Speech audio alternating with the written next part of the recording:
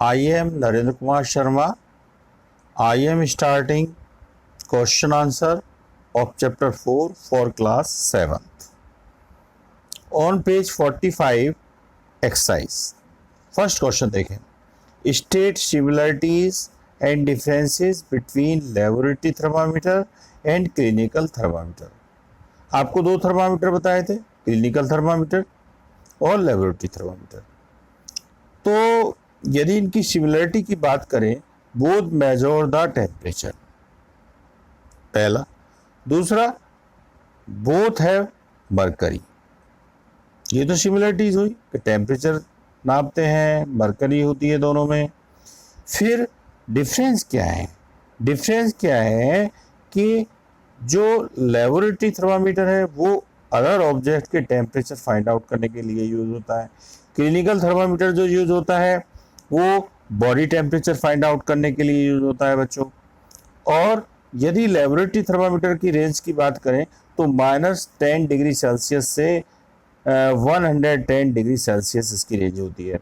जबकि clinical thermometer की जो रेंज होती है 35 डिग्री सेल्सियस से 42 डिग्री सेल्सियस रेंज होती है. समझे नहीं? यानी इसकी कम रेंज होती है, इसकी ज़्यादा रेंज होती है. ठीक है. तो अब क्वेश्चन 2 पर आ जाइए. Give 2 example each of conductor and insulator of the heat. Conductor के 2 एग्जाम्पल देखिए, जैसे आयरन हो गया, कॉपर हो गया, गोल्ड हो गया, सिल्वर हो गया, ऐसे ही आप और भी दे सकते हैं एग्जाम्पल. इंसुलेटर की बात करें तो एक तरह से वुड हो गया, प्लास्टिक हो गया है, ऐसे. थर्ड क्वेश्चन देखें. फिल इन द ब्लैंक्स, खाली स्थान भरो. Hotness of an object is determined by it's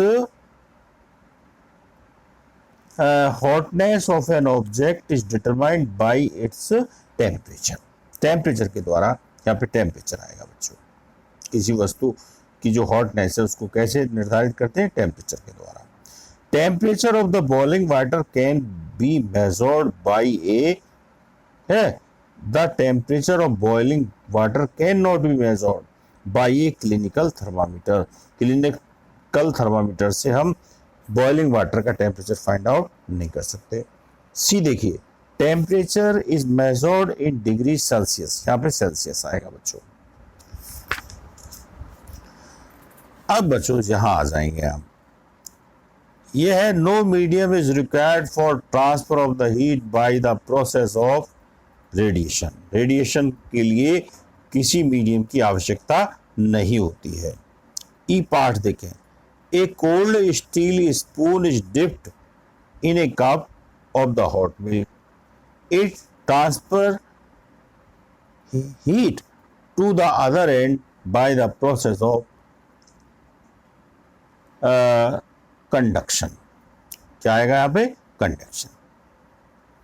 क्योंकि मेटेलिक चीज है तो इसमें जो हीट ट्रांसफर होगा कंडक्शन प्रोसेस के थ्रू होगा. एफ पार्ट देखिए. क्लॉथ ऑफ डार्क या ब्लैक भी आ सकता है. Colour absorb heat better than cloth of the light colour. समझे नहीं? तो डार्क आ गया यहाँ पे. अब क्वेश्चन 4 पे आ जाएंगे जहां मैचिंग है. Land bridge blow during. मैंने आपको बताया था कि लैंड ब्रिज कब चलती है? नाइट के समय है, तो नाइट आ जाएगा यहाँ पे. Sea breeze blow during. Sea breeze पढ़ाते समय मैंने बताया था कि दिन के समय होती है प्रोसेस, तो ये वाला इससे मैचिंग हो जाएगा डे का. फिर dark colour cloth are prefer during. गहरे रंग के कपड़े कब यूज करते हैं डार्क कलर? विंटर में, सर्दी के मौसम. Light colour clothes are prefer during है समर. तो ये रहा आपका मैचिंग. क्वेश्चन 5 पर देखें. Discuss why wearing more layer of clothing during winter keep us warmer than wearing just one thick piece of the cloth. यानी कि ये कह रहा है कि ज़्यादा परत वाले कपड़े पहनना हमें सर्दी में ज़्यादा अच्छा है बजाय एक मोटे कपड़े के. क्योंकि जितनी लेयर ज़्यादा होंगी बच्चों उसमें एयर इतनी ज़्यादा ट्रैप होगी, इसीलिए ये बेटर होता है कि मोर लेयर वाले क्लोथ हम यूज़ करें. ठीक है.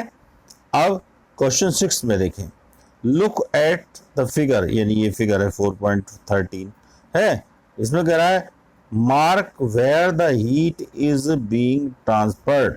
बताइए कि हीट जो 3 मेथड है वो कौन कौन से कहाँ यूज हो रहे हैं, by the conduction, convection, radiation, कहाँ कहाँ यूज हो रहे हैं। बच्चों जो इसमें जो ये पॉट है, इसमें जो अंदर जो भी लिक्विड भरा हुआ है उसमें कन्वेक्शन मेथड के द्वारा हीट ट्रांसफर होगा, क्योंकि लिक्विड के अंदर कौन सा मेथड यूज होता है, कन्वेक्शन मेथड।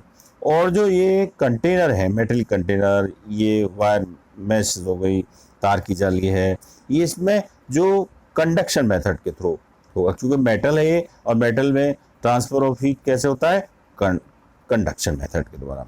और बाकी जो है देखिए, इसके बाहर जो हीट आएगी वो रेडिएशन के थ्रू आएगी, तो यहाँ पर रेडिएशन हो गया है, यहाँ पे कंडक्शन हो गया या कन्वेक्शन हो गया इसके अंदर।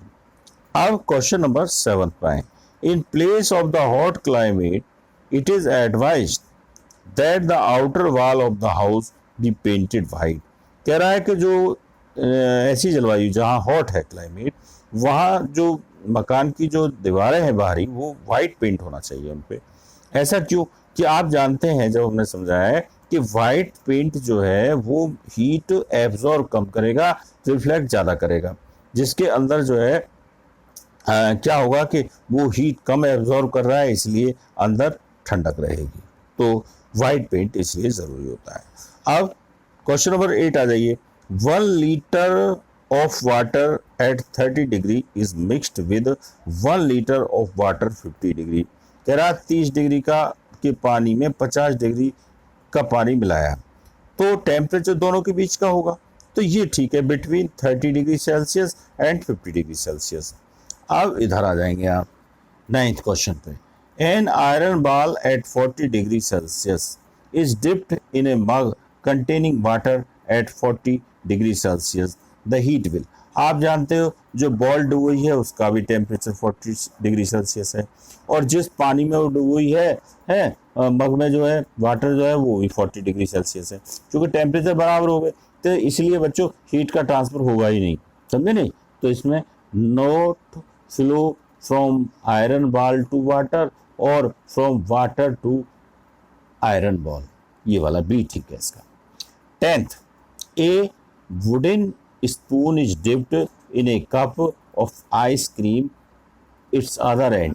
कह रहा है जो लकड़ी होती है बच्चों, वो बैड कंडक्टर ऑफ हीट होती है, हीट का ट्रांसफर नहीं कर सकती, इसलिए स्पून जो है वो ठंडी नहीं होगी, डज नॉट बिकम कूल, है ठंडी नहीं होगी, तो ये इसका डी ठीक है 10th का। अब 11th क्वेश्चन पर आ जाएं, stainless steel pan are usually provide with copper bottom. है कह रहा है कोई स्टील का भगोना है और उसमें नीचे पीतल कोटिंग है, तो ये किस लिए है बच्चों, जो एक तरह से कॉपर की कोटिंग नीचे बॉटम में जो होती है वो इसलिए होती है ताकि वो हीट ज़्यादा एब्जॉर्ब करे और हमारे उसमें जो चीज़ें हैं वो जल्दी कुक्ड हो जाएं। तो ये लिखा है the copper is the better conductor of heat then the stainless steel, यानी कॉपर एक अच्छा कंडक्टर होता है स्टेनलेस स्टील के मुकाबले, ठीक है। तो इसका ये वाला सी ठीक है। अब बच्चों ये तो रहा क्वेश्चन आंसर। अब जरा यहाँ देख लें कि आपको कौन कौन सी डेफिनेशन पर निशान लगाने हैं अपनी बुक में, पहले से ही हम बताते चले आए हैं बच्चों। यहाँ देखें, देखिए पेज 36 पर जो डेफिनेशन है निशान लगा लें। देखिए a reliable measure of the hotness of an object is its temperature. बच्चों ये टेम्परेचर की डेफिनेशन हो गई यहाँ से लेके यहाँ तक। फिर temperature is measured by a device called the thermometer, यहाँ से लेके यहाँ तक ये थर्मामीटर की डेफिनेशन हो गई बच्चों। आप जरा यहाँ देखें, the thermometer that measure our body temperature is called clinical thermometer, ये क्लिनिकल थर्मामीटर की डिफाइन हो गई बच्चों। अब इधर आ जाएंगे आप,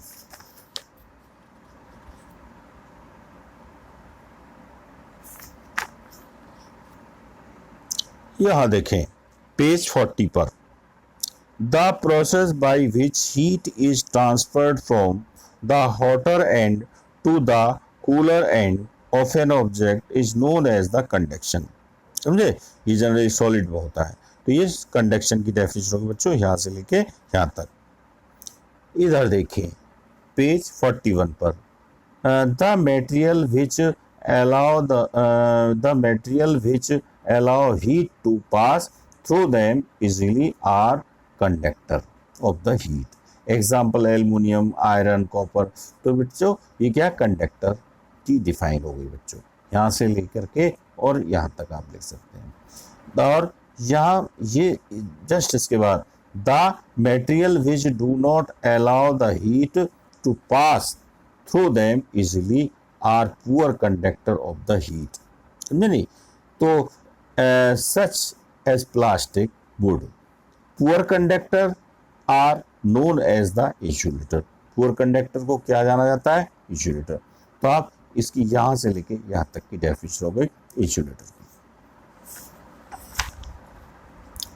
अब देखिए इसी पेज पर यानी कि 41 पर ही यहां से देखें, when water is heated the water near the flame get hot, hot water rises up, cold water from the side move down toward the source of the heat, this water also get hot and rises, and water from the side move down, this process continue till the whole water get heated, this mode of heat transfer is known as the convection. बच्चों ये convection की definition हो गई। आप सी bridge के बारे में, land bridge के बारे में पढ़ लेना, यहाँ से लेके यहाँ तक सी ब्रिज के बारे में बच्चों, इसके बाद में यहाँ से लेके यहाँ तक लैंड ब्रिज के बारे में है, और यहाँ से आप देखेंगे यहाँ से जो दिया हुआ है यहाँ तक लगभग, तो वो रेडिएशन के बारे में है। ठीक है, और काइंड ऑफ क्लॉथ मैंने आपको समझा दिया। ठीक है, और वुलन क्लॉथ, ये सब हमने टॉपिक आपको समझा दिए हैं। तो अब आप डायग्राम कौन कौन से बनाएंगे जरा ये देखें बच्चों।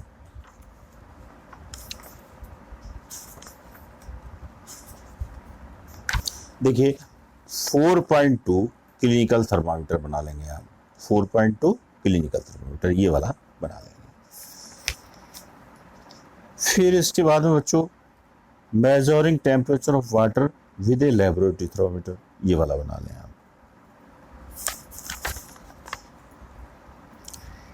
इसके बाद में 4.7 flow of heat through a metal strips, ये वाला डायग्राम बना लें।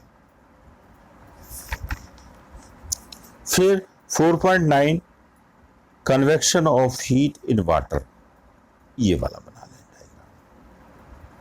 और 4.11 land breeze and the sea breeze, ये वाला आप डायग्राम बना लें।